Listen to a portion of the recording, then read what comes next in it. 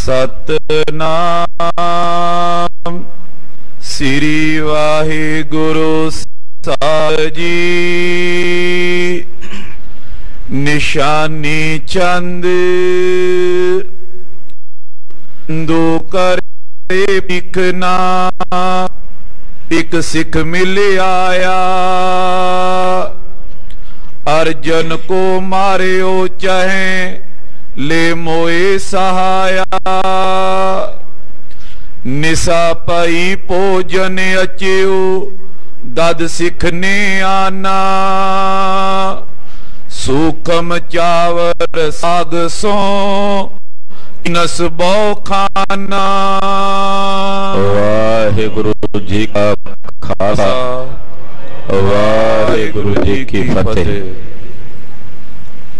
जोगो जोग अटल सतगुरु श्री गुरु ग्रंथ साहिब जी की पवित्र हजूरी च साहिब नौवें गुरुदेव धन गुरु तेग बहादुर साहब जी दे पावन पवित्र चरण छो प्राप्त इतिहासक स्थान गुरुद्वारा श्री दुख निवारण साहब जी दे पावन दरबार अंदर जुड़ बैठी गुरु की साजी और निवाजी हुई गुरु का खास रूप गुरु खालसा साध संगत जीओ। धनता दे पात्र हो कि अपने दियां घड़ियां गुरु लेखे ला के सफलियां कर रहे। आज मेरी पीरी दिवस है जिस दिन महाराज छेवें पातशाह धन गुरु हरगोबिंद साहब जी ने शस्त्र धारण किए। इदा कह सकते हैं अज शस्त्र धारण करने का दिन है।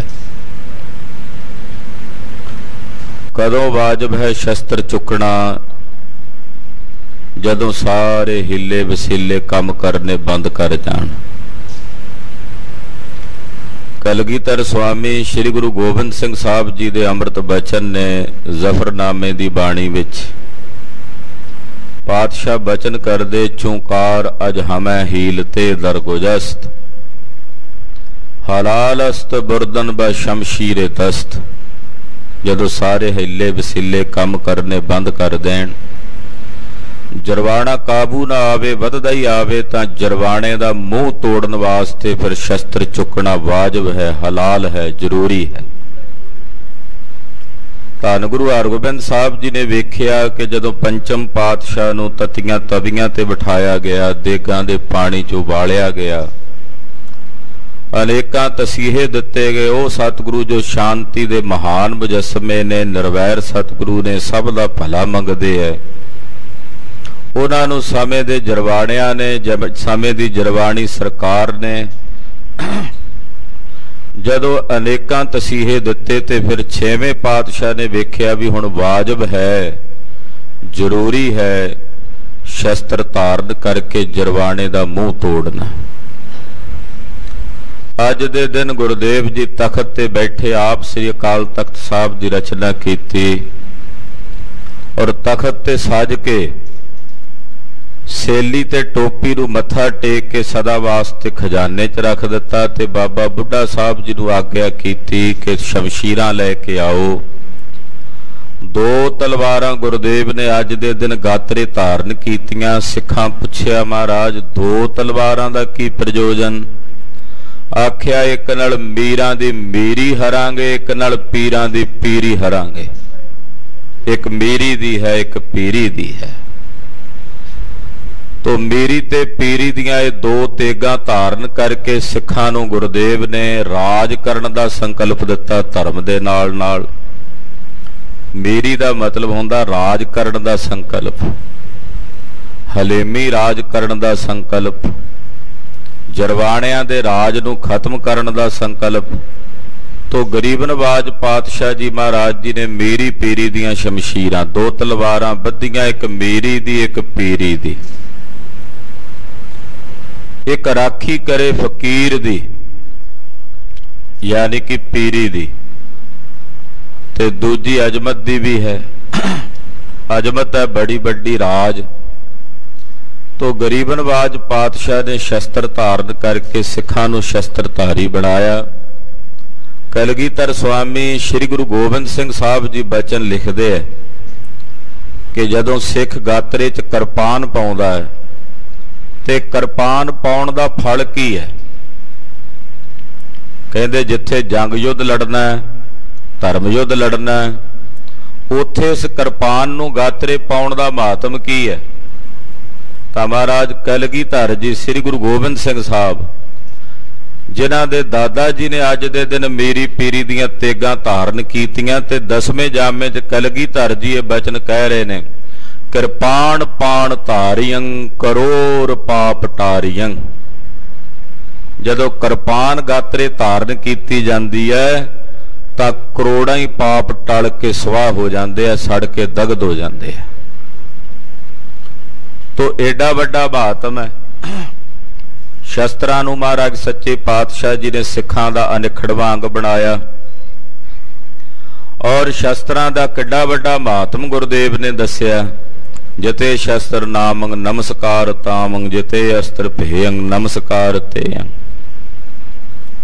ਨਮਸਕਾਰ ਸ੍ਰੀ ਖੜਗ ਕੋ ਕਰੋ ਸੋ ਹਿਤ ਚਿਤ ਲਾਏ। ਸ਼ਸਤਰਾਂ ਨੂੰ ਕੈਸੀ ਨਮਸਕਾਰ ਕਰਦੇ, ਪ੍ਰਣਾਮ ਕਰਦੇ। ਆਪ ਤਿਹਾਰੋ ਜੋ ਜਗੈ ਭਏ ਸਿੱਧ ਭਗਵਾਨ, ਬਾਬੂ ਪ੍ਰਤਪਾਰਨ ਜੈ ਤੇਗੰ ਜੈ ਤੇਗੰ।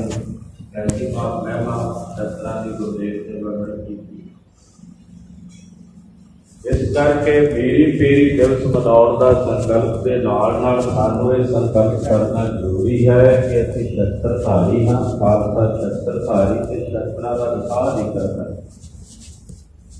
ਬਿਨਾਂ ਸ਼ਸਤਰ ਬਾਂਧੇ ਨਰਕ ਭੇਡ ਜਾਨੋ, ਗਠੇ ਕਾਨ ਤਾਕੋ ਕਿਟਾ ਲਖਦਾ।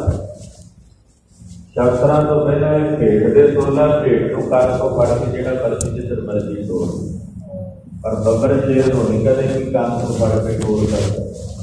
ਸ਼ਸਤਰਧਾਰੀ ਸਿੰਘ ਬੱਬਰ ਸ਼ੇਰ ਹੈ ਤੇ ਸ਼ਸਤਰ ਤੋਂ ਲਿਖੋੜਾ ਮਨੁੱਖ ਭੇਡ ਦੇ ਤੁਰਲਾ ਹੈ। ਇਹ ਹੁਣ ਸਾਡੇ ਤੇ ਨਿਰਭਰ ਹੈ ਕਿ ਅਸੀਂ ਭੇਡਾਂ 'ਚ ਰਲਣਾ ਕਿ ਸ਼ੇਰਾਂ 'ਚ ਰਲਣਾ। ਜੇ ਸ਼ੇਰਾਂ 'ਚ ਰਲਣਾ ਤੇ ਫਿਰ ਸ਼ਸਤਰਧਾਰੀ ਹੋ। ਅੰਮ੍ਰਿਤ ਛਕੋ, ਵੱਡੇ ਦੀ ਪਹੁੰਚ ਛਕ ਕੇ ਗੁਰੂ ਕਲਗੀਧਰ ਪਾਤਸ਼ਾਹ ਦੇ ਪੁੱਤਰ ਤੇ ਧੀਆਂ ਬਣ ਕੇ ਤੇਰੀ ਤੇਰੀ ਦਿਵਸ ਦੀਆਂ ਸਮੁੱਚੀਆਂ ਗੁਰੂ ਦੀਆਂ ਸਾਡੀਆਂ ਲਵਾਜੀਆਂ ਸੰਗਤਾਂ ਨੂੰ ਵਧਾਈਆਂ।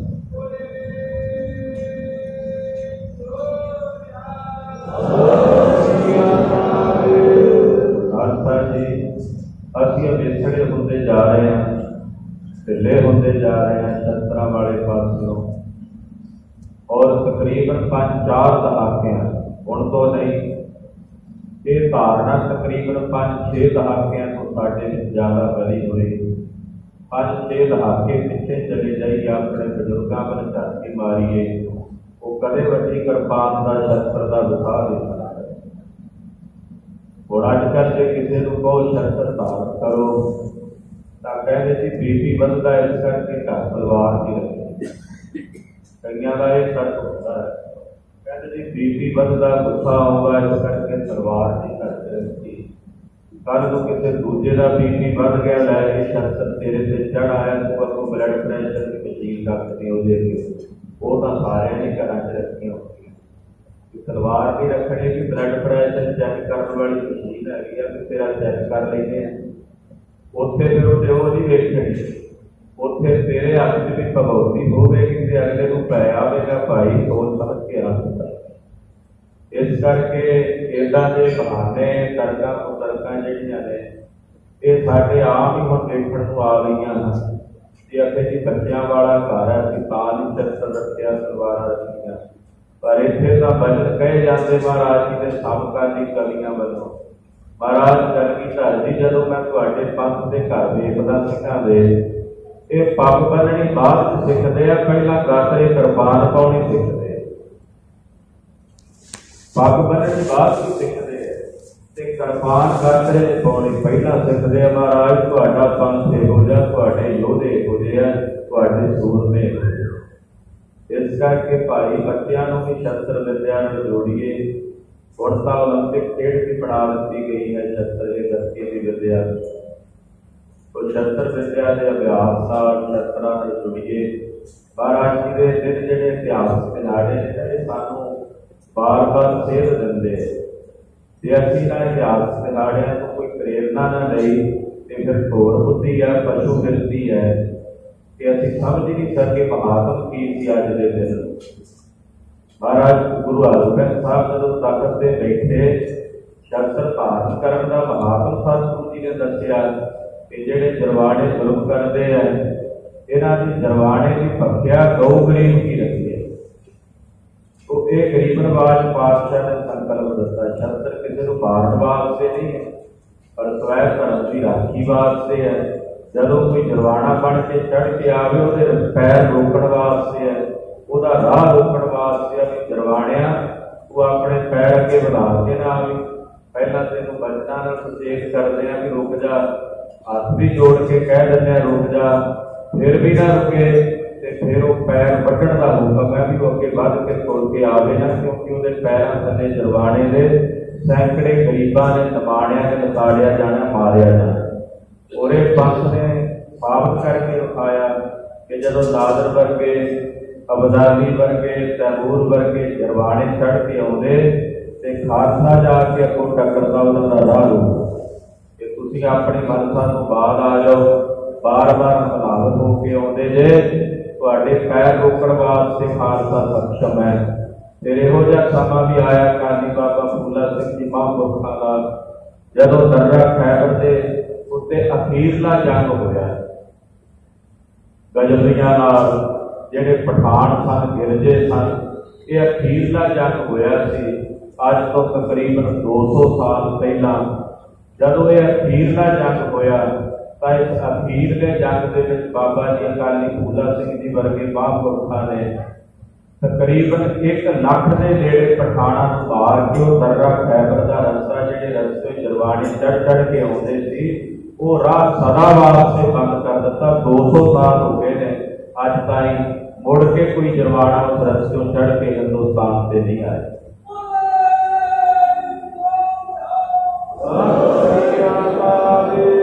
तो शस्त्रधारी होने का हुक्म है गुरुदेव कलगीधर स्वामी जी ने अपनी बाणी श्री गुरु गोबिंद सिंह साहब जी ने जो रची है श्री दसम ग्रंथ साहब जी, ਉਹਦੇ ਚ ਬਾਰ-ਬਾਰ ਗੁਰਦੇਵ ਨੇ ਅਕਾਲ ਪੁਰਖ ਦਾ ਜਿਹੜਾ ਸਰੂਪ ਹੈ ਉਹਦੀ ਸ਼ਸਤਰਧਾਰੀ ਵਰਣਨ ਕੀਤੀ। ਪਰਮੇਸ਼ਰ ਨੂੰ ਖੜਗ ਕੇਤ ਜਾਂ ਨਮਸਕਾਰ ਸ੍ਰੀ ਖੜਗ ਕੋ ਕਿ ਅਕਾਲ ਪੁਰਖ ਦਾ ਜਿਹੜਾ ਕੇਤ ਨਿਸ਼ਾਨ ਹੈ ਉਹ ਖੰਡੇ ਦਾ ਹੈ। ਖੜਗ ਕੇਤ ਮੈਂ ਸ਼ਰਤ ਤਿਹਾਰੀ, ਇਹਦਾ ਅਕਾਲ ਪੁਰਖ ਜੀ ਦੇ ਨਾਮ ਹੀ ਸ਼ਸਤਰਧਾਰੀ ਰੂਪ ਦੇ ਵਿੱਚ ਵਰਣਨ ਕੀਤੇ ਹੈ। ਸ੍ਰੀ ਅਸਕੇਤ, ਅਸਕੇਤ ਨਾਮ ਅਤੀ ਨਾਮ ਹੁੰਦਾ ਕਿਰਪਾਨ ਦਾ, जिहड़ा निशान कृपान का है।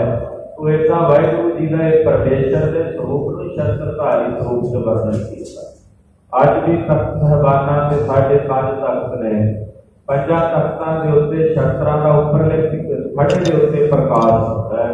ये बजारा पुरातन समय तो खालसे पंथ दे प्रतीक कि तख्तां दे उत्ते उपर शस्त्रां दा प्रकाश पीड़े ते सतगुरु श्री गुरु ग्रंथ साहब दा प्रकाश हुंदा है ते शस्त्रां उत्ते भी चंदोआ तणदा चबर साहब झुलदा है तां जो पंथ दे विच शस्त्रां नाल प्रीत बनी रहे।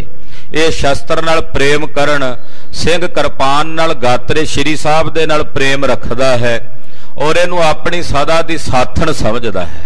श्री साहब जिहड़ी है ना ये सिख दी सदा दी साथण है। मरण वेले चिखा दे उत्ते भी सिख दे शरीर दे नाल ही इहदा संस्कार हुंदा है, इहनूं अपने तन तो नहीं त्यागदा। तो ये सदा दी साथण है श्री साहब। तो शस्त्रां दा प्रेम महाराज सच्चे पातशाह ने अपने सिखां दे दिलां च जगाया। तो शस्त्रधारी हर एक सिख नूं घरां विच 5-5 4-4 तलवारां तां रखणीਆਂ ਚਾਹੀਦੀਆਂ ਹਨ। ਵੱਧ ਰੱਖो, ਇਹਦਾ 4 ਤਲਵਾਰਾਂ ਹੋਣ, ਕੋਈ 1-2 ਬਰਛੇ ਪਏ ਹੋਣ, ਕੁਹਾੜੀਆਂ ਹੋਣ, ਤਵਰ ਹੋਣ, ਢਾਲਾ ਹੋਣ, ਖੰਜਰ ਹੋਣ, ਕਟਾਰਾ ਹੋਣ, ਵਧੀਆ ਵਧੀਆ ਸ਼ਸਤਰ ਆਪਣੇ ਘਰ 'ਚ ਹਰ ਇੱਕ ਸਿੱਖ ਨੂੰ ਰੱਖਣੇ ਚਾਹੀਦੇ ਆ। ਇਹਦੀ ਆਗਿਆ ਸੰਵਿਧਾਨ ਵੀ ਦਿੰਦਾ ਸਾਨੂੰ ਭਾਰਤ ਖੰਡ ਦਾ, ਪਰ ਸਤਿਗੁਰੂ ਸੱਚੇ ਪਾਤਸ਼ਾਹ ਜੀ ਨੇ ਸਾਨੂੰ ਆਗਿਆ ਕੀਤੀ ਹੈ ਕਿ ਸ਼ਸਤਰਧਾਰੀ ਹੋ ਕੇ ਆਉਣਾ। ਜਬ ਹਮਰੇ ਦਰਸ਼ਨ ਬਨ ਸੁਚੇਤ ਤਨ ਸ਼ਸਤਰ ਸਜਾਵੋ, ਜਦੋਂ ਸਾਡੇ ਦਰਸ਼ਨਾਂ ਨੂੰ ਆਉਣਾ ਮਹਾਰਾਜ ਕਹਿੰਦੇ ਸ਼ਸਤਰਧਾਰੀ ਹੋ ਕੇ ਆਉਣਾ। ਕਮਰ ਕਸਾ ਕਰ ਦੇਹੋ ਦਿਖਾਈ, ਹਮਰੀ ਖੁਸ਼ੀ ਹਵੈ ਦਿਖਾਈ।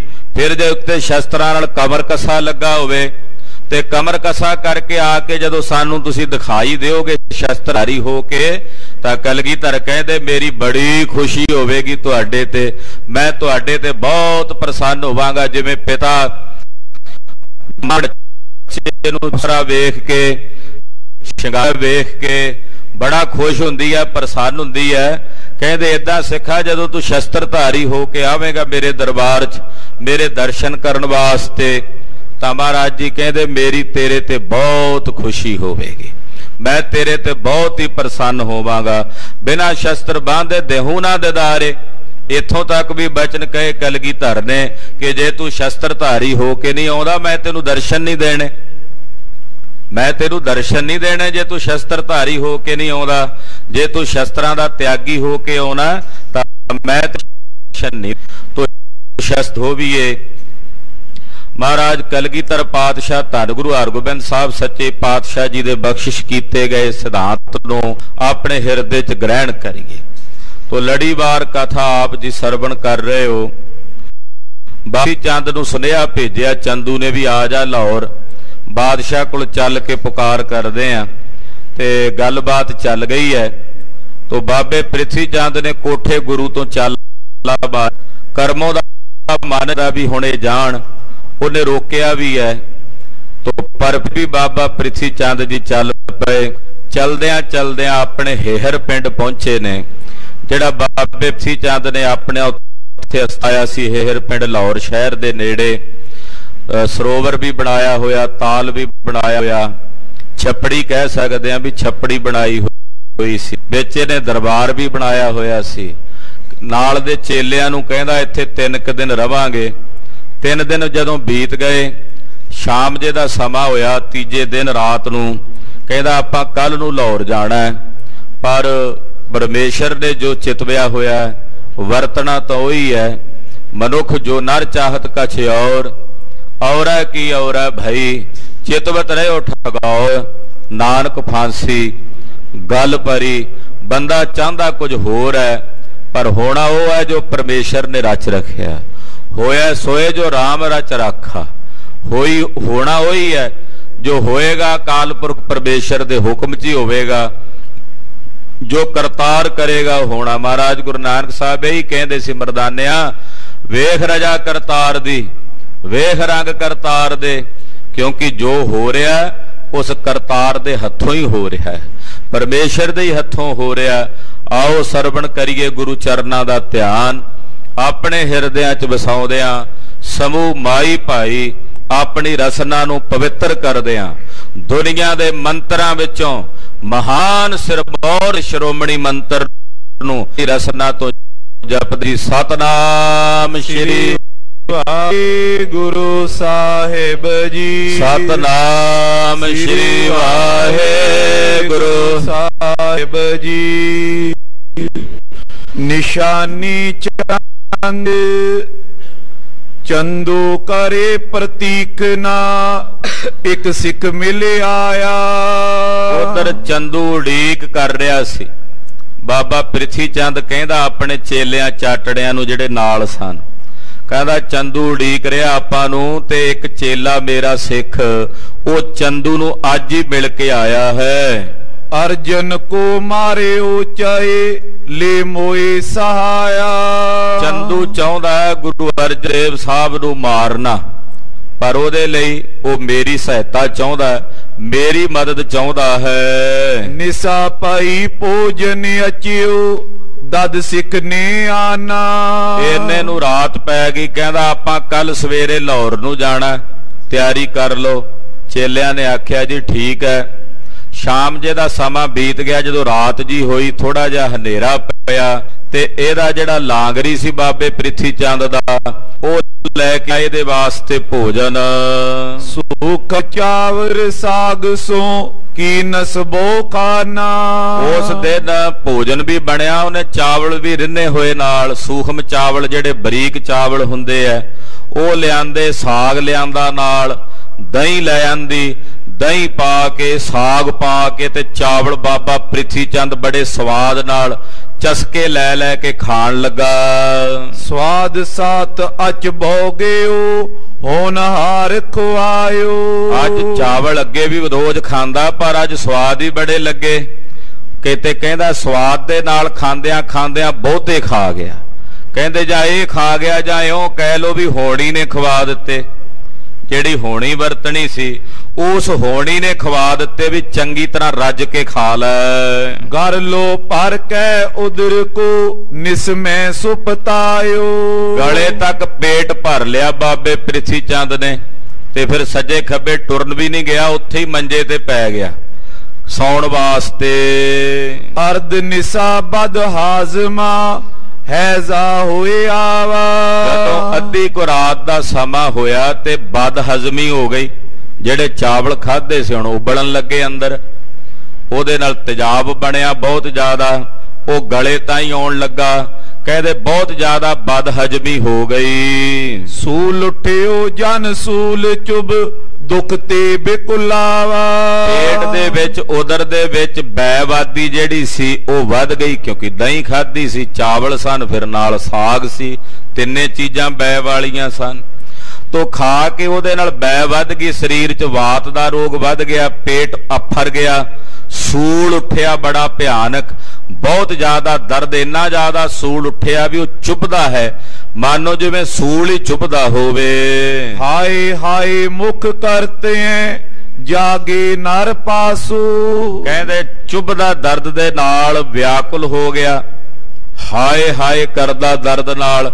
ਤੇ ਮੁਖ ਦੇ ਉੱਤੋਂ ਜਦੋਂ ਹਾਏ ਹਾਏ ਕਹਿੰਦਾ, ਨਾਲ ਜਿਹੜੇ ਇਹਦੇ ਚੇਲੇ ਚਾਟੜੇ ਸੀ, ਇਹਦੀ ਹਾਏ ਦੁਹਾਈ ਸੁਣ ਕੇ ਉਹ ਉੱਠ ਖਲੋਤੇ। ਕਹਾਂ ਜਤਨ ਕੋ ਤਬ ਕਰੇ ਨੈ ਔਖਦ ਰਾਸੂ। ਹੁਣ ਅੱਧੀ ਰਾਤ ਦਾ ਸਮਾਂ ਸੀ, ਅੱਧੀ ਰਾਤ ਦੇ ਸਮੇਂ ਹੁਣ ਦਵਾਈ ਕਿੱਥੋਂ ਲਿਆਵਣ, ਨਾ ਕੋਈ ਔਸ਼ਧੀ ਨਾ ਕੋਈ ਵੈਦ ਸੁੱਝੇ ਵੀ ਅੱਧੀ ਰਾਤ ਨੂੰ ਇੱਥੇ ਵੈਦ ਕਿੱਥੋਂ ਮਿਲੇ। ਜੇ ਰਹਿ ਜਾਂਦਾ ਤਰਨਤਾਰਨ ਸਾਹਿਬ ਉੱਥੇ ਵੈਦ ਵੀ ਸੀ, ਪਰ ਕਾਲ ਲੈ ਗਿਆ ਹੇਹਰ। ਕਹਿੰਦਾ ਨਹੀਂ, ਆਪਣੇ ਚੱਲ ਕੇ ਸਾਡਾ ਤੀਰਥ ਹੈ, ਉੱਥੇ ਰਵਾਂਗੇ। ਉੱਥੇ ਹੁਣ ਕੋਈ ਨਾ ਵੈਦ ਨਾ ਕੋਈ ਦਵਾਈ। ਕਹਿੰਦੇ ਹੁਣ ਅੱਧੀ ਰਾਤ ਦਾ ਸਮਾਂ, ਇੱਥੇ ਹੁਣ ਕੀ ਕਰੀਏ, ਕਿਹੜੀ ਔਸ਼ਧੀ ਲਿਆਈਏ। ਨੈ ਹਕੀਮ ਕੋ ਗ੍ਰਾਮ ਮੈਂ ਕਛੂ ਹੋਏ ਨਾ ਉਪਾਈ। ਪਿੰਡ ਦੇ ਵਿੱਚ 2-4 ਬੰਦਿਆਂ ਦੇ ਘਰ ਖੜਕਾਏ ਰਾਤ ਨੂੰ ਚੇਲਿਆਂ ਨੇ, ਪੁੱਛਿਆ ਵੀ ਪਿੰਡ 'ਚ ਕੋਈ ਹਕੀਮ ਹੋਵੇ। ਕਹਿੰਦੇ ਹਕੀਮ ਤਾਂ ਇੱਥੋਂ ਬੜੀ ਦੂਰ ਹੈ ਜੀ, ਸਾਡੇ ਪਿੰਡ 'ਚ ਤਾਂ ਕੋਈ ਹਕੀਮ ਨਹੀਂ ਹੈ, ਵੈਦ ਨਹੀਂ ਹੈ। ਏਦਾਂ ਬਹੁਤ ਜ਼ਿਆਦਾ ਵੱਡੀ ਸਮੱਸਿਆ ਬਣ ਗਈ, ਕੋਈ ਉਪਾਅ ਸੁਝਦਾ ਨਹੀਂ, ਨਜ਼ਰ ਨਹੀਂ ਆਉਂਦਾ। ਰੁਦਤ ਨਿਕਟ ਵੈ ਦੁਖਤ ਸਭ ਤਿਸੇ ਆਸ ਚੁਕਾਈ। ਪ੍ਰਿਥੀ ਚੰਦ ਪੁੱਠਾ ਹੋਵੇ, ਕਦੇ ਸਿੱਧਾ ਹੋਵੇ, ਕਦੇ ਉੱਠ ਕੇ ਬੈਠੇ, ਕਦੇ ਲੇਟ ਜਾਏ, ਕਦੇ ਮੰਜੇ ਤੋਂ ਥੱਲੇ ਆ ਕੇ ਤੜਫੇ। ਇੰਨੀ ਜ਼ਿਆਦਾ ਪੇਟ ਦਾ ਦਰਦ ਬਹੁਤ ਭਿਆਨਕ ਹੁੰਦਾ, ਬਰਦਾਸ਼ਤ ਨਹੀਂ ਹੁੰਦਾ। ਕਹਿੰਦੇ ਨਾਲੇ ਉਲਟੀਆਂ ਕਰੀ ਜਾਂਦਾ ਤੇ ਬਹੁਤ ਭਿਆਨਕ ਪੀੜਾ ਦੇ ਨਾਲ ਬੇਬਲ ਹੋ ਰਿਹਾ ਪ੍ਰਿਥੀ ਚੰਦ। ਲਾਗੇ ਚੇਲੇ ਰੋਈ ਜਾਂਦੇ ਨੇ, ਪਰ ਕੋਈ ਉਪਾਅ ਨਹੀਂ ਚੱਲਦਾ। ਪ੍ਰਿਥੀਏ ਨੇ ਜਾਣਿਓ ਮਰਨ ਨੈ ਬਾਚੇ ਪ੍ਰਾਨਾ।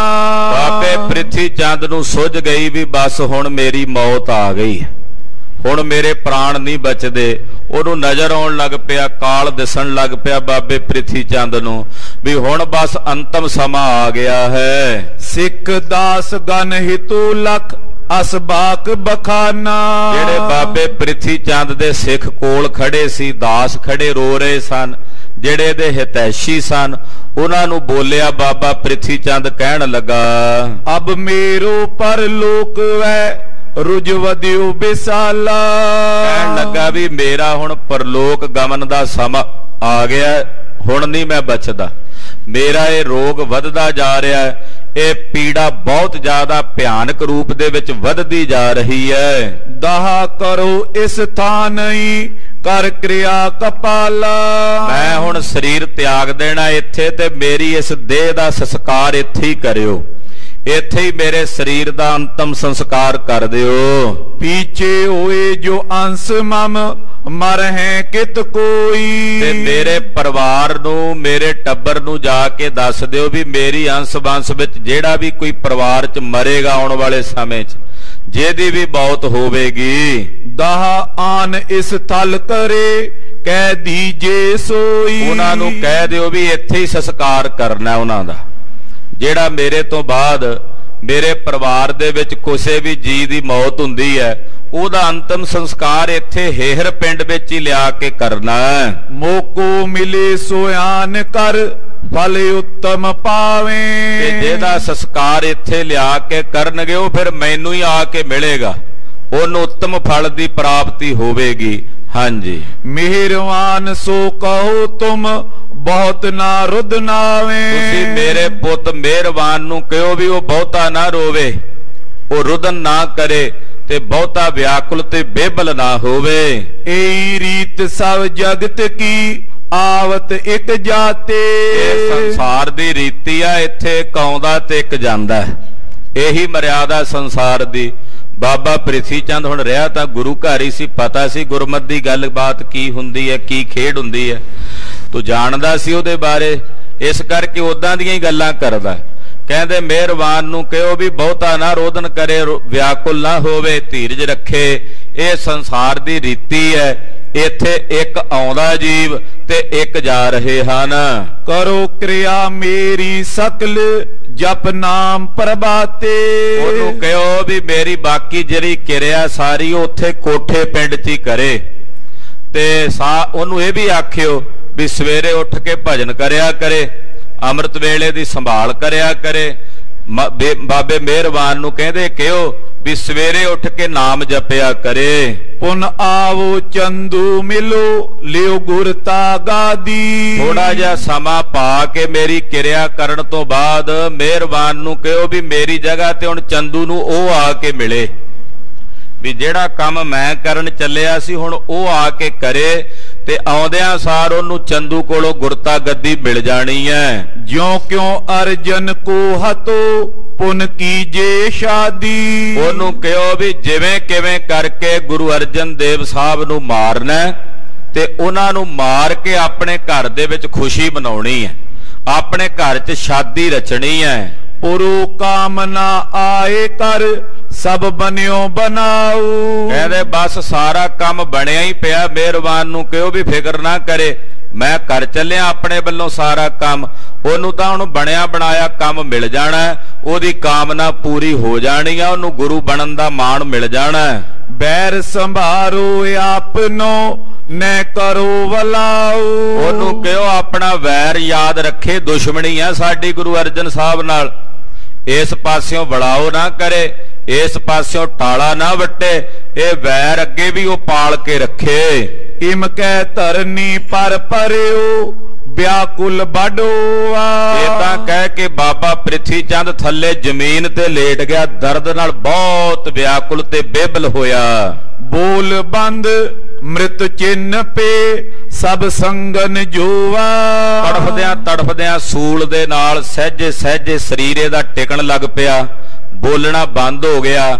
ਅਖੀਰ ਨੂੰ ਪ੍ਰਿਥੀ ਚੰਦ ਦੇ ਸਰੀਰ ਚੋਂ ਸਵਾਸ ਨਿਕਲ ਗਏ, ਦੀ ਮੌਤ ਹੋ ਗਈ। ਰਹੇ ਬੁਲਾਵਤ ਦਾਸ ਗਨ ਨਿਕਸੇ ਤਨ ਪ੍ਰਾਨਾ।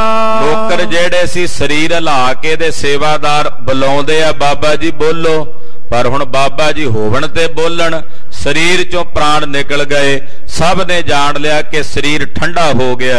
ਚਿਤਵਤ ਗੁਰ ਸੰਗ ਬੈਰ ਕੋ ਪਰ ਲੋਕ ਪਿਆਨਾ। ਸਤਿਗੁਰੂ ਜੀ ਦੇ ਨਾਲ ਵੈਰ ਚਿਤਵਦਾ ਮਨ ਵਿੱਚ ਗੁਰੂ ਸਾਹਿਬ ਦਾ ਚਿੰਤਨ ਹੈ, ਪਰ ਦੁਸ਼ਮਣੀ ਨਾਲ, ਦੁਸ਼ਮਣੀ ਤੇ ਵੈਰ ਦੇ ਨਾਲ ਗੁਰਦੇਵ ਨੂੰ ਚਿਤਵਦਾ ਬਾਬਾ ਪ੍ਰਿਥੀ ਚੰਦ ਪਰਲੋਕ ਗਮਨ ਕਰ ਗਿਆ। ਰੁਦਤ ਸਕਲ ਬੈਠੇ ਨਿਕਟ ਸੋ ਰਾਤ ਬਿਤਾਈ। ਜਿੰਨੇ ਨਾਲ ਦੇ ਸਾਥੀ ਸੀ ਰੋ ਧੋ ਕੇ ਉਹਨਾਂ ਨੇ ਨਾਲ ਕੋਲ ਬੈਠਿਆਂ ਰਾਤ ਬਤੀਤ ਕੀਤੀ। ਭਈ ਪ੍ਰਭਾਤ ਉਠਾਏ ਕੈ ਵੱਡ ਚਿਖਾ ਬਣਾਈ। ਅਗਲਾ ਦਿਨ ਹੋਇਆ ਤੇ ਬਾਬੇ ਪ੍ਰਿਥੀ ਚੰਦ ਦੀ ਲੋਥ ਚੁੱਕੀ, ਲਾਸ਼ ਚੁੱਕੀ ਤੇ ਚੱਕ ਕੇ ਇੱਕ ਵੱਡੀ ਚਿਖਾ ਰਚ ਕੇ ਉਹਦੇ ਤੇ ਸੰਸਕਾਰ ਦੀ ਤਿਆਰੀ ਕੀਤੀ। ਉੱਪਰ ਧਰ ਕਰ ਚਾਰ ਕਰ ਰੋਏ ਸਮੁਦਾਏ। ਅੰਗੀਠਾ ਰਚ ਕੇ ਲੱਕੜੀਆਂ ਦਾ ਢੇਰ ਲਾ ਕੇ ਤੇ ਬਾਬੇ ਪ੍ਰਿਥੀ ਚੰਦ ਦਾ ਸਰੀਰ ਰੱਖ ਕੇ ਵਿੱਚ ਇਹਨਾਂ ਨੇ ਅਗਨ ਭੇਟ ਕੀਤਾ ਔਰ ਸਾੜ ਕੇ ਸਵਾਹ ਕੀਤਾ ਤੇ ਨਾਲੇ ਰੋਂਦੇ ਹਨ। ਅਸਤ ਬੀਨ ਦਿਨ ਤੀਨ ਮੈਂ ਹਟ ਪਾਛੇ ਸਿਧਾਏ। 3 ਦਿਨਾਂ ਬਾਅਦ ਇਹਨਾਂ ਨੇ ਅਸਥੀਆਂ ਇਕੱਠੀਆਂ ਕੀਤੀਆਂ। ਅੰਗੀਠਾ ਜਿਹੜਾ ਸੀ ਉਹਦੀ ਸੰਭਾਲ ਕੀਤੀ, ਕਿਉਂਕਿ 2-3 ਦਿਨਾਂ ਬਾਅਦ ਅੰਗੀਠਾ ਪੂਰਾ ਸ਼ਾਂਤ ਹੋ ਜਾਂਦਾ ਹੈ। ਅਕਸਰ ਚੌਥੇ ਵਾਲੇ ਦਿਨ अंगीठा जिहड़ा वो संभालते है भी चंगी तरह ठंडा हो जाए, अंगीठा लकड़ियां वगैरह उत्ते पानी पा के ना ठंडा करना पे। तो 3 दिनों बाद अंगीठा जदों पूरा ठंडा हो गया तो इन्हां ने जड़ियां अस्थियां सन बाबे प्रिथी चंद दियां शरीर दे जेड़े फुल कह देईदे ने ਉਹ ਜਿਹੜੇ फुल सन अस्थियां सन ਉਹ चुगियां ਹਨ। एक सिख कोठे को गयो पूरब सुध दैबे। ਕਹਿੰਦੇ जिस दिन बाबे ਦਾ ਸਰੀਰ ਦਾ ਸੰਸਕਾਰ ਕੀਤਾ ਇੱਕ ਬੰਦਾ ਸੇਵਾਦਾਰ ਇਹਨਾਂ ਨੇ ਉਦੋਂ ਹੀ ਭੇਜ ਦਿੱਤਾ ਖਬਰ ਦੇਣ ਲਈ ਕੋਠੇ ਪਿੰਡ ਨੂੰ ਵੀ ਹੁਣ ਅਸੀਂ ਤਾਂ ਅੰਗੀਠਾ ਜਿਹੜਾ ਉਹ ਸੰਭਾਲ ਕੇ ਹੀ ਆਵਾਂਗੇ, अस्थियां चुन के लैके जावांगे कुजे च पा के, ते तू पहला जाके खबर दे दें। इस करके एक चेला जिहड़ा सी बाबे प्रिथी चंद दा वो उसे दिन जिदन संस्कार होना सी उसे दिन ही सवेरे सवेरे तोड़ दिता कोठे पिंड परिवार नूं खबर देण लई। सुन मरनो सुत पार जा बड़ कूक करे बे। वो जिहड़ा एहलकार सी चल के कोठे पिंड पहुंचिया, जदों आके उहने दस्सिया कि बाबा प्रिथी चंद जी परलोक गमन कर गए ने हेहर पिंड च। ਇਹ ਸੁਣਦਿਆਂ ਕਰਮੋਂ ਨੇ ਦੁਹੱਥੜੇ ਮਾਰ ਕੇ ਪਿੱਟਣਾ ਸ਼ੁਰੂ ਕੀਤਾ। ਬਾਬਾ ਮਿਹਰਬਾਨ ਜੀ ਵੀ ਰੁਦਨ ਕਰਨ ਲੱਗੇ, ਘਰ 'ਚ ਪਿੱਟ ਸਿਆਪਾ ਪੈ ਗਿਆ। ਹਾਏ ਹਾਏ ਕਰ ਰੁਦਤੇ ਨਾ ਸਦਿਓ ਸਰੀਕਾ। ਹਾਏ ਹਾਏ ਕਰਦਿਆਂ ਰੋਂਦੀ ਆ ਕਰਮੋਂ ਤੇ ਨਾਲੇ ਕਹਿੰਦੀ ਆ ਤੇਰੇ ਕੋਲੋਂ ਆਪਣਾ ਸ਼ਰੀਕਾ ਨਹੀਂ ਸਾਧਿਆ ਗਿਆ। ਤੇਰੇ ਕੋਲੋਂ ਨਾਲੇ ਰੋਂਦੀ ਤੇ ਰੋ ਕੇ ਵੈਣ ਕੀ ਪਾਉਂਦੀ ਐ कि तेरे कोलों अपना शरीका नहीं काबू आया। हे पति पूरब ही मरियो ए कियो ननीका। ये काम तुसी ठीक नहीं कीता कि अपने दुश्मन नूं मारे बिना पहला तू मर गया। ये तू चंगा नहीं कीता कि शरीके नूं काबू करन तो पहला तू मर गया, त्याग दिते ने प्राण। मेरवान सुत की खबर कब ले आई। ये मेरे सिर दिया साइयां मेरे पुत मेहरबान दी खबर हुण कौन लवेगा आके। तू कदों आवेगा मेहरबान दी खबर लैण? कौन मेरे पुत मेहरबान दे सिर ते हथ धर के दा सिर पलोसेगा? बदन मरत हमने पिखियो बिदका बनाई। की विधि बना दिती परमेश्वर ने भी तेरा मुंह भी नहीं वेख सके असी मरिया, तू तां तेरा मुंह भी नहीं वेख सके, किहो जी विधि बना दिती। रही हटाए ने हटियो तब अपशगुन विसाले। मैं अपशगन वेख ले सी जदों तू गया सा ते मैं तेनू रोकदी रही हटाउंदी रही, पर तू नहीं रुकिया। तू जिद्दी सै, तू हठ करके चल के गया ते इहो जिहा चल के गया कि हुण मुड़ के नहीं आउणा। किम फल सो देवे नहीं दुख कीन करा ले। जेड़े माड़े ते भैड़े शगन तेरे चलदियां मैं वेखे सन, उन्हां ने माड़ा फल देना ही सी। मैनू सुझदा सी, मेरी उसे दिन ही सज्जी अख फरकदी सी। कह लग बरनो शोक जन किए आए आवासा। मां कवि जी कहंदे भी कित्थों तक वर्णन करिए भी करमों ने किन्ना शोक नहीं मनाया, बाबे मेहरबान किन्ना क नहीं रोए। कहंदे सारे घर दे विच माहौल इहो जिहा बन गया, लंगर इकट्ठा हो गया, बहुत सारे लोग इकट्ठे हो गए, रुदन करदे हन। इतने में आए अस्त रोदत पर स्वासा। कहंदे इसे तरह 2-4 दिन जदों बीत गए ते इधर चौथे वाले दिन इन्हां ने अस्थियां इकट्ठियां कीतियां बाबे प्रिथी चंद दियां हेहर पिंड तो लैके। ਇਹ ਵੀ अस्थियां एक ਵੱਡੇ कुजे च पा के डोली च पा के ते लैके पहुंच गए कोठे पिंड घर। मेहरबान बोरो एक मृत्यु क्रिया कराई। कहंदे ओ कुजा बाबे मेहरबान ने हाथ च फड़िया अस्थियां वाला, ढक्कन ला के जदों अस्थियां वेखियां भूबा मार के रोया। कहंदा आ सी मेरा पिता।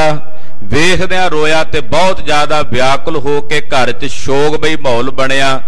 अखीर नूं सारी जिहड़ी अंतिम क्रिया हुंदी है वो बाबे मेहरबान ने अपने पिता दे निमित्त करवाई। शब्द पढ़ायो दरब दे सुनते समुदाई। इन्हें 4 गुरु साहबाना दी बाणी पढ़वाई। बाणी दा मनदे सी, पंजवें पातशाह दी नहीं पढ़वाई। 4 गुरु साहबाना दी बाणी जिहड़ी सी ओदा कीर्तन करवाया कीर्तनियां कोलों, ते वो शब्दां दा जाप करवाया। ते बाद विच बाबे मेहरबान दे कुछ लिखे हुए ग्रंथ भी मिलते ने, मेहरबान वाली जन्म साखी भी है।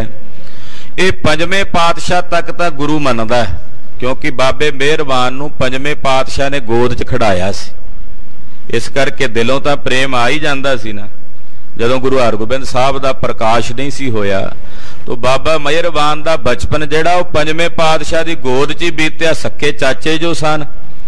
तो इस करके पंजवें पातशाह तक इन्हें लिखिया भी वो पंजवें पातशाह तक गुरु भी मनदा सी, छेवें पातशाह नाल फिर शरीका इन्हें ला लिया ते छेवें थां ते फिर ये अपने आप नूं भी गुरु सदाउण लग पिया सी बाबा मेहरबान।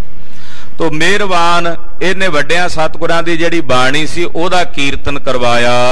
तिनकी संगत आए कर पुन पाग बंधाई। जिहड़ी मीणियां दी संगत सी, जिहड़े बाबे पृथ्वी चंद दे अन्यायी सन, वो आए सारे मिलण वास्ते। उन्होंने आके प्यो दी जिहड़ी पग सी वो बाबे पृथ्वी चंद दी जिहड़ी पग सी मेहरबान दे सिर ते बन्नी है। ये मर्यादा समाज दी कि जदों पिता दा चलाना हुंदा है ਉਹਦੇ ਵੱਡੇ ਪੁੱਤਰ ਦੇ ਸਿਰ ਤੇ ਉਹਦੀ ਪੱਗ ਬੰਨੀ ਜਾਂਦੀ ਵੀ ਹੁਣ ਤੂੰ ਪਰਿਵਾਰ ਦਾ ਮੋਹਰੀ ਤੂੰ ਹੈ। ਇਹ ਸਮਾਜ ਦਾ ਇੱਕ ਬੜਾ ਵਧੀਆ ਵਿਧੀ ਵਿਧਾਨ ਬਜ਼ੁਰਗਾਂ ਨੇ ਵਡੇਰਿਆਂ ਨੇ ਬਣਾਇਆ ਹੋਇਆ ਕਿ ਇੱਕ ਵੱਡੇ ਛੋਟੇ ਦਾ ਲਿਹਾਜ਼ ਪਰਿਵਾਰ ਦੇ ਵਿੱਚ ਇੱਕ ਤਰ੍ਹਾਂ ਦਾ ਨਿਯਮਾਵਲੀ ਜਾਂ ਇਦਾਂ ਕਹਿ ਲਈ ਇੱਕ ਤਰ੍ਹਾਂ ਦੀ ਮਰਿਆਦਾ ਬਣਾਈ ਹੋਈ ਹੈ ਵੀ ਵੱਡੇ ਪੁੱਤ ਨੂੰ ਪੱਗ ਬੰਨਣ ਦਾ ਮਤਲਬ ਹੁੰਦਾ ਵੀ ਹੁਣ ਇਹ ਪਿਤਾ ਵੀ ਤੂੰ ਪਿਤਾ ਬਣ ਕੇ ਰਹਿਣਾ, ਸਾਰਿਆਂ ਨੂੰ ਘਰ ਦੇ ਜੀਆਂ ਨੂੰ एक बराबर की दृष्टि नाल तकना, अपनियां जिम्मेवारियां जड़ियां प्यो वालियां ने हुण तैं निभाणियां ने ते बाकी परिवार दे जीआं दा फर्ज हुंदा है, छोटे भरावां दा, भैणां दा, जीआं दा, बाकियां दा भी इहनूं हुण असीं वड्डा समझ के पिता रूप करके इहदा सन्मान करना।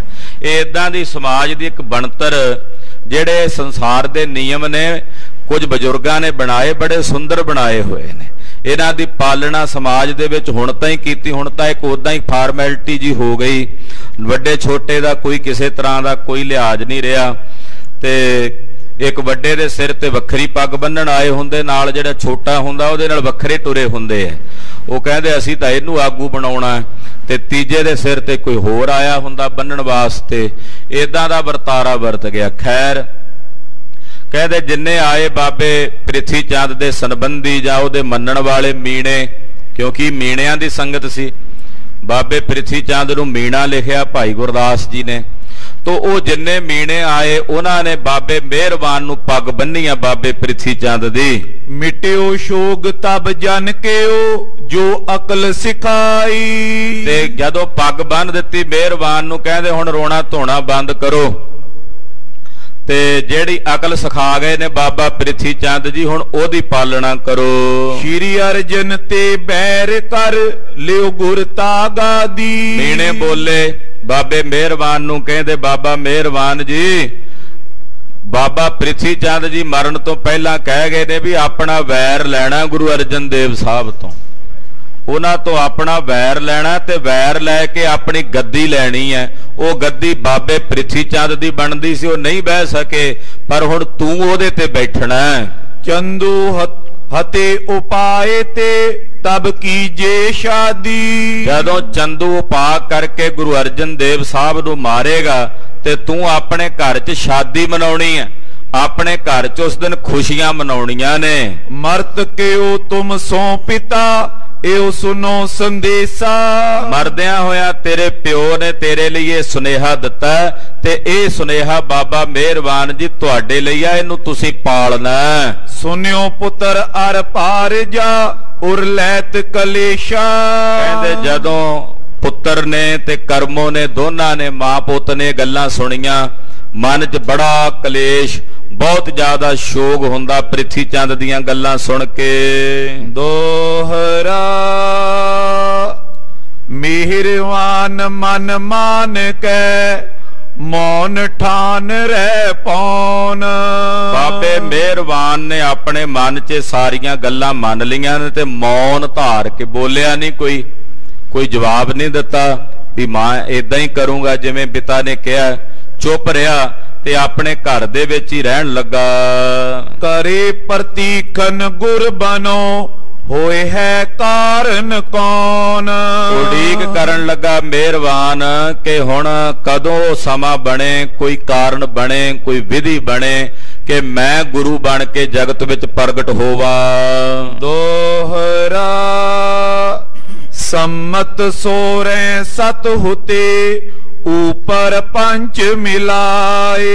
हुण सम्मत दसन लगे भी बाबा जी का जन्म कदों होया सी। कहंदे सम्मत बिक्रमी सन 1605 सम्मत बिक्रमी नो सप्तम होती असोज की प्रीतिया तब जन्माए। असू दे महीने दी सप्तमी तरीक सी। असू महीने दी सप्तमी वाले दिन बाबे प्रिथी चंद दा जन्म होया। निशानी चंद सोरे सत तरे ठट बिखे माधव को मासा। ते 1663 सम्मत बिक्रमी च विसाख दे महीने च मृतक पयो सो जानिए न पूर्वी आसा। बाबे प्रिथी चंद दी मौत हो गई ते एदे मन दी आस पूरी नहीं हुई। कहंदे 1606 सम्मत बिक्रमी नूं जन्म होया और 1663 सम्मत बिक्रमी दे विच बाबे प्रिथी चंद दी मौत हो गई। हेहर पिंड दे विच मन दे जेड़े फुरने सी आस सी भी मैं गुरु बना, वो आस बाबे प्रिथी चंद दी पूरी नहीं हुई। बुरा सुचितवत गुरु को सब बैस बिताई। सारी जिंदगी गुरु पातशाह दा वैर रख के मन च ते बुरा चितवदे ही बतीत कीती बाबे प्रिथी चंद ने। कोई दिन जिंदगी दा इहो जिहा नहीं होना गुरु रामदास साहब दे सचखंड जाण तो बाद कि बाबे प्रिथी चंद ने गुरु साहब जी प्रति वैर ना चितविया होवे। गुरु रामदास साहब दे हुंदियां ही मन च वैर रख लिया सी बाबे ने। तां जदों लाहौर गए ने पंजवें पातशाह उदों चिट्ठियां नहीं सी दित्तियां महाराज जी नूं भी आवे ही ना इत्थे, पहलां ही वैर दी बिरती बन गई सी। हाँ जी। जिम तस्कर सस को कहे जर क्यों न जाई। पर गुरु साहब दा बुरा चितवदियां सारी जिंदगी बतीत करन नाल गुरुदेव दा बुरा थोड़ी होना सी, इहदा अपना ही बुरा होना सी। उदाहरण दिंदे आ महाकवि जी। हुण उदाहरणां सुनन वालियां ने कि कैसियां कमाल दियां उदाहरणां दे रहा महाकवि जी। बलिहार जाइए महाकवि कविराज भाई साहब भाई संतोख सिंह चूड़ामणी जी तो कहंदे जिवें कोई चोर पूर्णमाशी दी रात नूं ना चोर बड़े दुखी हुंदे भी ये चाननी रात च साडा काम नहीं बनदा ते ओ चाहे चोर भी ये चन्न नूं मैं मार दियां ये सड़ के मर क्यों नहीं जांदा। पर चोर दे कहण नाल चन्न थोड़ी सड़दा हुंदा है। जे चोर चाहे भी चन्न सड़ क्यों नहीं जांदा जर क्यों ना जाई, पर वो चन्न थोड़ी सड़ जांदा हुंदा चोर दे कहण नाल। जिम उलूक कै सूर को किम उदेत नीता। दूजी उदाहरण दिंदे कहंदे ओही हाल सी बाबे प्रिथी चंद दा जिवें चोर दा हुंदा। इसे तरह दूजी उदाहरण कहंदे जिवें उल्लू जदों सूरज चढ़दा है ते उदों कहंदा ये खबरे क्यों रोज चढ़ जांदा, ये खबरे किते गर्क क्यों नहीं हो जांदा, ये क्यों चढ़ जांदा रोज। उल्लू इदां सोचदा पर उल्लू दे सोचण नाल ऐसा तां नहीं हुंदा भी सूरज ना चढ़े। हाँ जी। क्यों ना हिमालय में गरे दुख दे हम चीता। उल्लू कहंदा भी ये सूरज खबरे क्यों चढ़ जांदा रोज, हिमालय दे बर्फ दे विच जाके गल क्यों नहीं जांदा भी रोज चढ़ के मैनू दुख दिंदा। पर ऐसा तां नहीं भी उहदे चितवण नाल सूरज हिमालय च जाके गल जांदा ते उल्लू नूं दुख देना बंद कर दिंदा। हाँ जी। जथा जवासो पावसै दे दोष बडेरे। हुण तीजी उदाहरण दिंदे जवासे दा बूटा हुंदा ना जदों मींह पैंदा ते ओह सड़ जांदा। जदों मींह पैण लगदा ते उदों जवासे दा बूटा बोलदा दोष दिंदा मींह नूं। कहंदा ये खबरे क्यों पै जांदा भी इहदे पए बिना किहड़ा मैं सुख ਚੱਲਿਆ सां, ये ना पवे मैं हरिया भरिया बथेरा हरिया भरिया ये मनूस पै जांदा ते मैनू सड़ना पैंदा। बिना चा क्यों बरस तो हम हरत कनेरे। मैं बथेरा हरा भरा है मैनू तो इच्छा ही नहीं भी मींह पवे, ये खबरे क्यों पै जांदा मेरी बिना चाहना तो। क्योंकि जदों मींह पैंदा उदों जवासे दा बूटा सड़ जांदा। पर जवासे दे चाहण जां ना चाहण नाल तां नहीं ना मींह पैना हटदा। वो चाहे चाहे ना चाहे कहते मींह पैणों नहीं हटदा, वो तां पै ही जाना जदों पैना। बाट पार जिम पात की निज घात तकावे। ਹੁਣ ਚੌਥੀ ਉਦਾਹਰਣ ਦਿੰਦੇ ਨੇ ਰਾਹ ਮਾਰਦੀ, ਜਿਹੜੇ ਰਾਹਾਂ 'ਚ ਖਲੋ ਕੇ ਠੱਗਦੇ ਆ, ਲੁੱਟਦੇ ਆ, ਉਹ ਪਾਤ ਕੀ, ਉਹ ਰੋਜ਼ ਕੋਈ ਨਾ ਕੋਈ ਘਾਤ ਤੱਕਦੇ ਆ, ਕੋਈ ਨਾ ਕੋਈ ਦਾ ਤੱਕਦੇ ਹਨ। ਧਰਮਾਤਮ ਮਈ ਪਾਲ ਕੋ ਗਨ ਦੋਸ਼ ਬਤਾਵੇ। ਉਹ ਜਿਹੜਾ ਕੋਈ ਧਰਮਾਤਮਾ ਰਾਜਾ ਰਾਹ ਮਾਰਾਂ ਨੂੰ ਰਾਹ ਮਾਰਨ ਨਹੀਂ ਦਿੰਦਾ, ਉਹ ਸਖਤੀ ਕਰਕੇ ਰੱਖਦਾ ਵੀ ਇਹ ਚੋਰ ਚੋਰੀ ਨਾ ਕਰ ਸਕਣ। ਤੇ ਜਿਹੜੇ ਉਹ ਚੋਰ ਹੁੰਦੇ ਨੇ, ਰਾਹ ਮਾਰ ਹੁੰਦੇ ਨੇ ਨਾ, ਉਹ ਧਰਮਾਤਮਾ ਰਾਜੇ ਦੇ ਵਿੱਚ ਦੋਸ਼ ਦਿੰਦੇ, ਕਹਿੰਦੇ ਰਾਜਾ ਬੜਾ ਮਾੜਾ ਆ ਗਿਆ, ਜਦੋਂ ਦਾ ਆ ਗਿਆ ਸਾਡੀਆਂ ਚੋਰੀਆਂ ਬੰਦ ਹੋ ਗਈਆਂ, ਕਹਿੰਦੇ ਬੜਾ ਮਾੜਾ ਰਾਜਾ ਆ ਗਿਆ। ਉਹ ਰਾਜੇ ਨੂੰ ਦੋਸ਼ ਦਿੰਦੇ ਆ ਤੇ ਉਹਦੇ ਤੋਂ ਦੋਸ਼ ਦੇ ਕੇ ਕਹਿੰਦੇ ਮਰ ਕਿਉਂ ਨਹੀਂ ਜਾਂਦਾ, ਇਹ ਖਤਮ ਕਿਉਂ ਨਹੀਂ ਹੋ ਜਾਂਦਾ। ਪਰ ਉਹਨਾਂ ਚੋਰਾਂ ਦੇ ਕਹਿਣ ਨਾਲ ਧਰਮੀ ਰਾਜੇ ਨਹੀਂ ਮੁੱਕ ਜਾਂਦੇ, ਖਤਮ ਨਹੀਂ ਹੋ ਜਾਂਦੇ। ਜਾਰ ਜਥਾ ਕੁਟਵਾਰ ਕੋ ਨਿਤ ਚੈਤ ਬਿਨਾਸਾ। ਹੁਣ ਪੰਜਵੀਂ ਉਦਾਹਰਣ ਦਿੰਦੇ, ਜਿਵੇਂ ਕਹਿੰਦੇ ਕੋਈ ਯਾਰ ਹੁੰਦਾ ਨਾ, ਯਾਰ ਕਹਿੰਦੇ ਨੇ ਵਿਸ਼ਈ ਪੁਰਖ, ਵਿਕਾਰੀ, ਉਹਨੂੰ ਕੋਤਵਾਲ ਦਾ ਡਰ ਹੁੰਦਾ ਵੀ ਕੋਤਵਾਲ ਜਿਹੜਾ ਉਹ ਖੜਾ ਸਿਰ ਦੇ ਉੱਤੇ, ਉਹ ਕੋਤਵਾਲ ਦਾ ਵਿਨਾਸ਼ ਚਾਹੁੰਦਾ ਰੋਜ਼, ਵੀ ਇਹ ਕੋਤਵਾਲ ਮਰ ਜਾਏ, ਇਹ ਖਤਮ ਹੋ ਜਾਏ ਤੇ ਮੈਂ ਜਾ ਕੇ ਵਿਸ਼ਈ ਵਿਕਾਰੀ ਹੋ ਕੇ ਯਾਰੀ ਪੁਗਾ ਸਕਾਂ, ਆਪਣੇ ਵਿਕਾਰ ਭੋਗ ਸਕਾਂ। ਪਰ ਉਹਦੇ ਕਹਿਣ ਨਾਲ ਕੋਤਵਾਲ ਨਹੀਂ ਮਰ ਜਾਂਦਾ। ਬਕ ਮਰਾਲ ਕੋ ਪਦ ਚਿਤੈ ਕਿਮ ਪੁਰਵੇ ਆਸਾ। ਹੋਰ ਸਤਵੀਂ ਉਦਾਹਰਣ ਦਿੰਦੇ, ਕਹਿੰਦੇ ਜਿਵੇਂ ਬਗਲਾ, ਉਹ ਚਿਤਵਦਾ ਰੋਜ਼ ਵੀ ਮੈਂ ਹੰਸ ਬਣ ਜਾ, ਹੰਸ ਦੀ ਪਦਵੀ ਪ੍ਰਾਪਤ ਕਰ ਲਾਂ। ਕਿ ਬਗਲੇ ਦੇ ਚਿਤਵਣ ਨਾਲ ਵੀ ਮੈਂ ਹੰਸ ਬਣ ਜਾ, ਉਹ ਹੰਸ ਬਣ ਜਾਂਦਾ? ਨਹੀਂ ਬਣ ਸਕਦਾ। ਏਦਾਂ ਸਾਰੀ ਜ਼ਿੰਦਗੀ ਬਾਬਾ ਪ੍ਰਿਥੀ ਚੰਦ ਚਿਤਵਦਾ ਰਿਹਾ ਵੀ ਮੈਂ ਗੁਰੂ ਬਰਾਬਰ ਹੋ ਕੇ ਗੁਰੂ ਬਣ ਜਾ, ਪਰ ਨਹੀਂ ਬਣ ਸਕਿਆ। ਜਿਮ ਬਿਰਹਨ ਕੋ ਚਾਂਦਨੀ ਦੀਰਗ ਦੁਖਦਾਈ। ਹੁਣ ਅੱਠਵੀਂ ਉਦਾਹਰਣ ਹੋਰ ਦਿੰਦੇ, ਉਦਾਹਰਣਾਂ ਦੀਆਂ ਇੱਥੇ ਭਾਈ ਸਾਹਿਬ ਨੇ ਲੈਣ ਹੀ ਲਾ ਦਿੱਤੀ। ਕਹਿੰਦੇ ਜਿਵੇਂ ਕੋਈ ਬਿਰਹਨੀ ਇਸਤਰੀ ਹੁੰਦੀ ਨਾ, ਆਪਣੇ ਪਤੀ ਤੋਂ ਵਿਛੜੀ ਹੋਈ। ਦੁਬਾਰਾ ਪੜ੍ਹੀਏ ਜੀ। ਜਿਮ ਬਿਰਹਨ ਕੋ ਚਾਂਦਨੀ ਦੀਰਗ ਦੁਖਦਾਈ। ਉਹ ਜਿਹੜੀ ਵਿਛੋੜੇ ਦੇ ਵਿੱਚ ਆਪਣੇ ਪਤੀ ਦੇ ਤੜਫਦੀ ਇਸਤਰੀ ਹੁੰਦੀ, ਉਹਨੂੰ ਚੰਨ ਦੀ ਜਿਹੜੀ ਚਾਨਣੀ ਆ ਉਹ ਬੜਾ ਦੁੱਖ ਦਿੰਦੀ ਹੈ। ਚੰਦਰਮਾ ਦੀ ਚਾਨਣੀ ਉਹਨੂੰ ਬਹੁਤ ਜ਼ਿਆਦਾ ਵਿਆਕੁਲ ਕਰਦੀ ਹੈ। ਤਥਾ ਅਨੁਜ ਕੀ ਕੀਰਤੀ ਕਬਹੂ ਨ ਮਨ ਪਾਈ। ਜਿਵੇਂ ਕਿਸੇ ਬਿਰਹਣੀ ਇਸਤਰੀ ਨੂੰ ਚੰਦਰਮਾ ਦੀ ਚਾਨਣੀ ਚੰਗੀ ਨਹੀਂ ਲੱਗਦੀ, ਇਸੇ ਤਰ੍ਹਾਂ ਬਾਬੇ ਪ੍ਰਿਥੀ ਚੰਦ ਨੂੰ ਧੰਨ ਗੁਰੂ ਅਰਜਨ ਦੇਵ ਸਾਹਿਬ ਦੀ ਵਡਿਆਈ ਚੰਗੀ ਨਹੀਂ ਸੀ ਲੱਗਦੀ। ਮਹਾਰਾਜ ਪੰਜਵੇਂ ਪਾਤਸ਼ਾਹ ਦੀ ਉਪਮਾ ਚੰਗੀ ਨਹੀਂ ਸੀ ਲੱਗਦੀ। ਜਿਮ ਜੰਬੁਕ ਬਨ ਪਤ ਬਨਨ ਨਿਤ ਯਤਨ ਕਰੰਤਾ। ਕਹਿੰਦੇ ਜਿਵੇਂ ਗਿੱਦੜ ਹੁੰਦਾ ਨਾ ਜੰਗਲ ਦਾ, ਉਹ ਰੋਜ਼ ਯਤਨ ਕਰਦਾ ਵੀ ਮੈਂ ਰਾਜਾ ਬਣ ਜਾ, ਸ਼ੇਰ ਬਣ ਜਾ, ਜੰਗਲ ਦਾ ਮੁਖੀਆ ਹੋ ਜਾਵਾਂ। ਕਿ ਹਰ ਕੋ ਕਾਢਨ ਚਾਏ ਕਿਮ ਇੱਛ ਪੁਰੰਤਾ। ਗਿੱਦੜ ਕਹੇ ਵੀ ਮੈਂ ਸ਼ੇਰ ਨੂੰ ਕੱਢ ਦਿਆਂ ਜੰਗਲ ਚੋਂ, ਕੀ ਭਲਾ ਗਿੱਦੜ ਦੀ ਇੱਛਾ ਪੂਰੀ ਹੋ ਜਾਂਦੀ ਹੈ? ਨਹੀਂ ਹੁੰਦੀ। ਗਿੱਦੜ ਭਾਵੇਂ ਸੈਂਕੜੇ ਨਹੀਂ ਹਜ਼ਾਰਾਂ ਰਲ ਜਾਣ, ਇਕੱਠੇ ਹੋ ਜਾਣ, ਉਹ ਇਕੱਠੇ ਹੋ ਕੇ ਵੀ ਸ਼ੇਰ ਨੂੰ ਜੰਗਲੋਂ ਨਹੀਂ ਕੱਢ ਸਕਦੇ, ਕਿਉਂਕਿ ਜੰਗਲ ਦਾ ਰਾਜਾ ਤਾਂ ਸ਼ੇਰ ਨੇ ਹੀ ਰਹਿਣਾ। ਉਹ ਗਿੱਦੜ ਜਿੰਨੇ ਮਰਜ਼ੀ ਬਲੀ ਹੋਣ, ਉਹ ਸ਼ੇਰ ਨੂੰ ਨਹੀਂ ਕੱਢ ਸਕਦੇ। ਗਾਦੀ ਸੀਤਾ ਲੈਨ ਕੋ ਰਾਵਣ ਸਮ ਹੋਆ। ਜਾਂ ਹੋਰ ਉਦਾਹਰਣ ਦਿੰਦੇ, ਫਿਰ ਕਹਿੰਦੇ ਏਦਾਂ ਕਹਿ ਲੋ ਜਿਵੇਂ ਰਾਵਣ ਸੀਤਾ ਨੂੰ ਹਰਨ ਵਾਸਤੇ ਲੈ ਕੇ ਗਿਆ ਸੀ ਨਾ, ਉਹ ਚਾਹੁੰਦਾ ਸੀ ਮੈਂ ਸੀਤਾ ਦੀ ਪ੍ਰਾਪਤੀ ਕਰ ਲਵਾਂ, ਇਹ ਮਨ ਬਚ ਕਰਮ ਕਰਕੇ ਮੈਨੂੰ ਸਮਰਪਣ ਕਰੇ, ਪਰ ਉਹ ਲੈ ਨਹੀਂ ਸਕਿਆ। ਸੀਤਾ ਨੂੰ ਆਪਣਾ ਹਰ ਕੇ ਦਾ ਜ਼ਰੂਰ ਲੈ ਗਿਆ, ਪਰ ਉਹਨੂੰ ਅਪਣਾ ਨਹੀਂ ਸਕਿਆ, ਗ੍ਰਹਿਣ ਨਹੀਂ ਕਰ ਸਕਿਆ, ਉਹਦੀ ਮਨਸਾ ਪੂਰੀ ਨਹੀਂ ਹੋਈ। ਕਹਿੰਦੇ ਗੱਦੀ ਰੂਪੀ ਸੀਤਾ ਨੂੰ ਲੈਣ ਲਈ ਬਾਬੇ ਪ੍ਰਿਥੀ ਚੰਦ ਨੇ ਬੜੇ ਯਤਨ ਕੀਤੇ।